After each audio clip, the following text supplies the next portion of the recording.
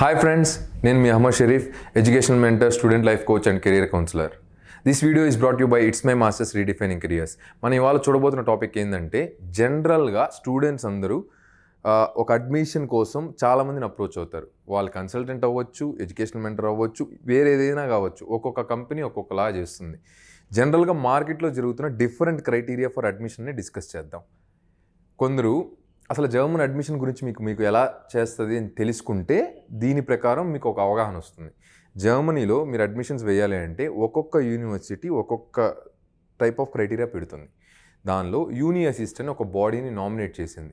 అంటే కొన్ని యూనివర్సిటీస్ అన్నీ కలిసి యూని అసిస్ట్ అన్న బాడీ వచ్చి మీరు ఆ ఇంటర్నేషనల్ స్టూడెంట్స్ అందరూ గ్రేడింగ్ని మార్చండి జర్మన్ గ్రేడింగ్కి అని యూని అసిస్ట్ బాడీని ఎంచుకుంది. కానీ కొన్ని యూనివర్సిటీస్ ఏం చేశాయి, మాకు మీరేమీ మార్చక్కర్లేదండి, మేమే చేసుకుంటామని వాళ్ళకు ఓన్ ఇండివిజువల్ సిస్టమ్ని పెట్టుకున్నారు. ఇలాగా ఒక్కొక్క ఫెడరల్ స్టేట్కి 16 స్టేట్స్లో ఒక్కొక్క రూల్ ఉంటుంది. ఇది మనం చాక్ లిస్ట్ చేసుకోవాలి, ఇవి మనం ప్లాన్ చేసుకోవాలి. తర్వాత డాడ్ వెబ్సైట్ అని ఉంటుందండి. మీరు టైం ఇన్వెస్ట్ చేసి మీరు డాడ్ వెబ్సైట్లో కూడా నేర్చుకోవచ్చు ఏంది ఎలాగా ఏమేమి ఉంటాయని. మీకు ఓపెన్ ఫ్యాక్ట్ డీటెయిల్స్ ఇచ్చేసాను కూడా. దీని తర్వాత ఇప్పుడు చెప్పబోతున్న పాయింట్స్ చాలా వ్యాలిడ్ అనమాట. యూని అసిస్ట్లో ఒక application fees, first application fees €75 అండి, యాజ్ ఆఫ్ నౌ జరుగుతున్నది. Second application fees €30. అంటే ఇది మీరు కన్సల్టెంట్కో అడ్మిషన్ వేసే వాళ్ళకో వేరే వాళ్ళకో ఎవరికో ఈ డబ్బులు రావు. ఆ అప్లికేషన్ వేసేవన్నీ జర్మన్ యూని అసిస్ట్ బాడీకి వెళ్తాయి. సో ఎన్ని అప్లికేషన్స్ వేస్తే అడ్మిషన్స్ వస్తాయి సార్ అని అంటారు. ఇవన్నీ కూడా నెక్స్ట్ ఒక వీడియోలో డిస్కస్ చేస్తాను. నా ఎక్స్పీరియన్స్ అంతా కూడా నేను డిస్కస్ చేస్తాను. ఇప్పుడు ఉన్న ఫస్ట్ ఈ టాపిక్లో మనం డిస్కస్ చేస్తుంది ఏంటి అని అంటే, ఎలాగా ఒకరిని మనం గైడ్ అనుకోండి, మెంటర్ అనుకోండి, కన్సల్టెంట్ అనుకోండి, ఏదైనా అనుకోండి ఎంచుకోవాలి. ఆ క్రైటీరియా మీకు ఎక్స్ప్లెయిన్ చేస్తాను. మీరు వెళ్తారు, మీకు రఫ్గా మినిమంగా 10 అప్లికేషన్స్ అయితే వేయాలండి. ఎందుకు వేయాలి అన్నది నా నెక్స్ట్ వీడియోలో మొత్తం డీటెయిల్ ఎక్స్ప్లెనేషన్ ఉంటుంది, దాన్ని చూడండి. మీరు మినిమంగా 10 వేయాలి. అంటే అప్రాక్సిమేట్గా ఫస్ట్ అప్లికేషన్ €75 అనుకుంటే నెక్స్ట్ అప్లికేషన్కి 930 is €270. 270 + 75 €345. అప్రాక్సిమేట్ కాస్ట్ €350కి మనం కనుక అనుకుంటే ఒక 28,000 to 30,000 just for me applications వేయడానికి. ప్లస్ మీ కొరియర్ ఛార్జెస్, కొన్నిటికి ఆన్లైన్లో అప్లోడ్ చేసే చాలంటారు, కొన్ని కొరియర్ కావాలంటారు. కొరియర్కి ఒక 2,500 to 5,000 అనుకుందాం. 35,000 మీరు అనుకున్నట్టు చదవాలి అనుకుంటే 35,000 అప్లికేషన్ ఫీజు మాత్రం పోతుంది. మీరు ఇప్పుడు ఇచ్చే కన్సల్టెంట్స్లో ఒక్కొక్కరికి ఒక ప్యాకేజ్ ఇస్తారు. ఎలాగా, మీరు మాకు 40,000 కట్టండి, మీకు అడ్మిషన్ లెటర్ ఇస్తామని. ఇవి కూరగాయలు కాదండి. 40,000 ఇస్తే మీకు ఏదో ఇప్పుడు మీకు ఏదో డిజైర్ ఉంటుంది. మీ స్ట్రెంత్, ఇప్పుడు నేను సివిల్ ఇంజనీరింగ్ ఎగ్జాంపుల్ చెప్తాను. మీ స్ట్రెంత్ డిజైనింగ్ అనుకోండి, మైనింగ్లో తీసుకెళ్ళి మిమ్మల్ని చదివిపిస్తే మీకు అడ్మిషన్ ఇచ్చేస్తే మీరు ఎగరతా పోయి మైనింగ్ చదువుతారా? అడ్మిషన్ వస్తుంది క్రైటీరియా ప్రకారం, అవన్నీ చూసి మీకు వేస్తారు. ఫ్రీ అప్లికేషన్ వేస్తారు. ట్రాన్స్పరసీ ఉండాలి. ఎన్ని అప్లికేషన్లు వేసారు, ఎంత అప్లికేషన్ ఫీజులు కట్టారు, వాళ్ళ సర్వీస్ ఛార్జ్ ఎంత, క్లియర్ కట్గా డిఫరెన్షియేషన్ ఉన్న వాళ్ళని నమ్మండి. ప్లస్ ట్రాన్స్పరెంట్గా చూపించాలి ఎన్ని అప్లికేషన్లు వేసారు అని. మేము ఎడ్యుకేషనల్ మెంటర్గా ఇట్స్ మై మాస్టర్స్ మేము పనిచేసేటప్పుడు మీకు కట్టిన బిల్స్ ఇస్తాం. ఫ్రీ అయితే ఫ్రీగా వేసామని చెప్తాం. మా సర్వీస్ ఛార్జ్ అందుకనే స్టాండర్డ్గా ఒకటి ఫిక్స్ చేసాం. సో ఇవి కూరగాయల వ్యాపారం కాదండి. మేము ఇంత అమౌంట్ కట్టేస్తాం సార్, మాకు అడ్మిషన్ తెప్పించేయండి కాదండి.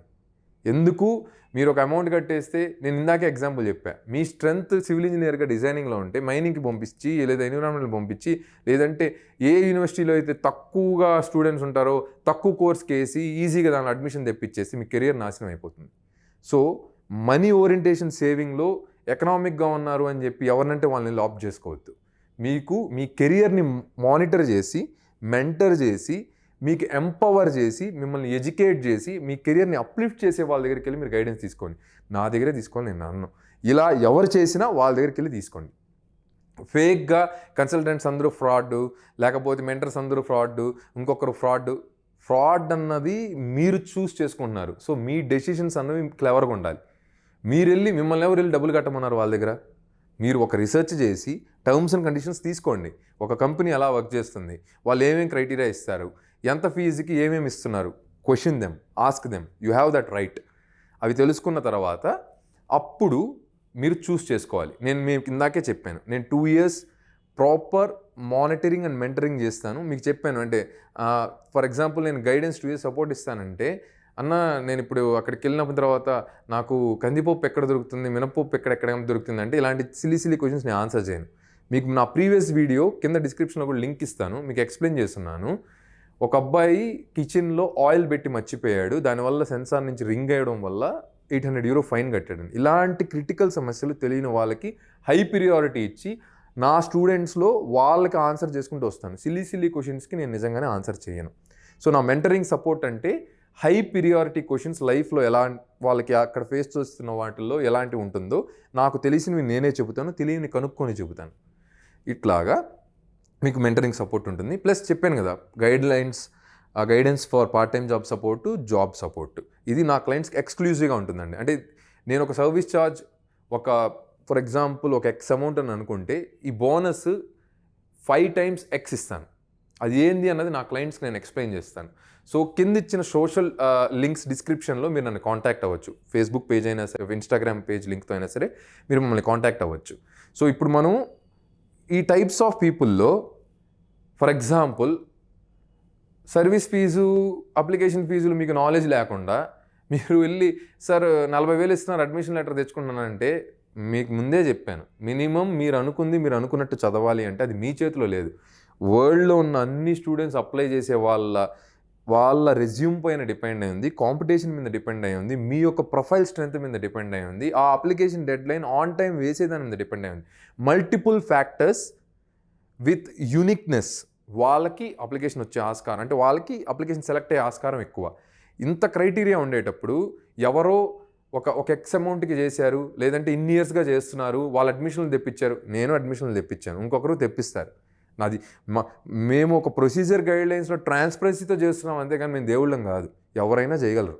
కానీ మెంటరింగ్ చేస్తూ, మానిటర్ చేస్తూ ఒక స్టూడెంట్ని వాళ్ళకి కావాల్సిన నాలెడ్జ్ని ఎంపవర్ చేసి వాళ్ళకి ఇక్కడే ఆ విజన్ని ఇచ్చి అక్కడ తీసుకెళ్ళినప్పుడు, జర్మనీకి వెళ్ళినప్పుడు ఆ స్టాండర్డ్ రీచ్ చేయడం అనేది mentoring. That's what we do. అంటే మేము ఇక్కడి నుంచి ఇట్లా అప్లిఫ్ట్ చేస్తాం కెరియర్ని.